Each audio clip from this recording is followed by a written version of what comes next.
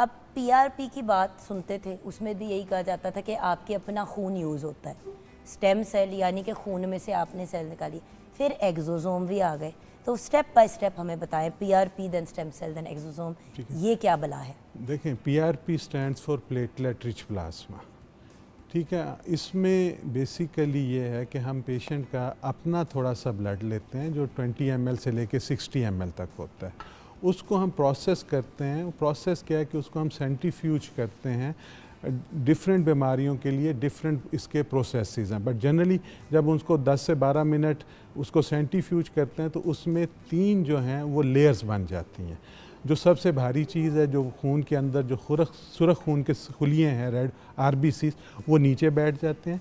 उसके ऊपर जो छोटे सेल्स हैं जिसमें प्लेटलेट्स हैं, वाइट सेल्स हैं, वो एक बफ़ी लेयर या बफ़ी कोट बनाते हैं और उसके ऊपर प्लाज्मा है, ठीक है। प्लाज्मा में बहुत सारे ग्रोथ फैक्टर्स हैं, स्ट्रक्चरल प्रोटीन्स हैं। तो अब इसके मुख्तलिफ़ बीमारियों में मुख्तलिफ़ सेगमेंट यूज़ होते हैं।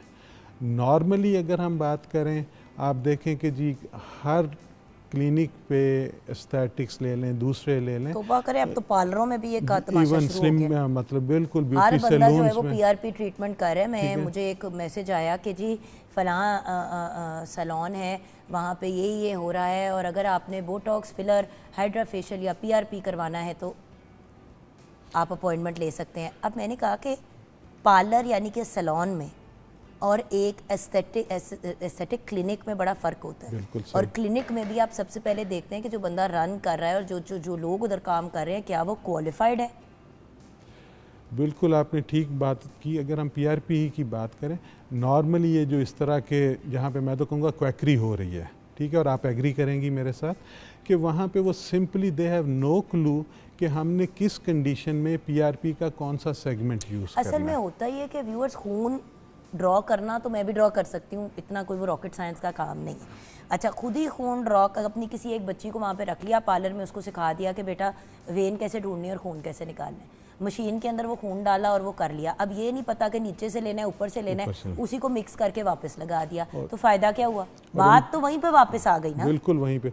बल्कि रादर अगर आप स्किन में आरबीसीज इंजेक्ट करेंगे नीचे से लेके, तो वो आपको कई कई महीने उसके निशान नहीं जाते, ब्रूजिंग हो जाती है, ब्रूजिंग हो जाती है। इसी तरह अगर हम जॉइंट्स की या स्पाइन की बात करें, वहाँ पे भी हमें एक स्पेसिफिक सेगमेंट लेना पड़ता है जिसमें सेल्स नहीं होते, सिर्फ ग्रोथ फैक्टर्स होते हैं। तो ये एक पूरी साइंस है। अच्छा। जिसकी प्रॉपर एक ट्रेनिंग है, और अनफॉर्चुनेटली इस मुल्क में मतलब ये कि गवर्नमेंट अब इस पे हम काम कर रहे हैं, Punjab health care commission PMDC के साथ मिलके, और स्ट्रक्चर ट्रेनिंग, लेकिन अभी तक जो सूरत हाल है वो पीआरपी की हद तक 99% जगहों पे जहाँ हो रही है वहाँ उनको इसका प्रॉपर प्रोसीजर और प्रॉपर इंडिकेशंस नहीं पता।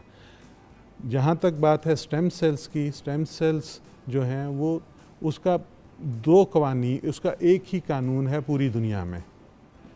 हाँ जी। स्टेम सेल्स जो हैं वो बॉडी में हम 3 सोर्सेज से ले सकते हैं। सबसे जो कॉमन है वो हम बोन मैरो एस्पिरेट कहते हैं, जो हम बोन मैरो से लेते हैं।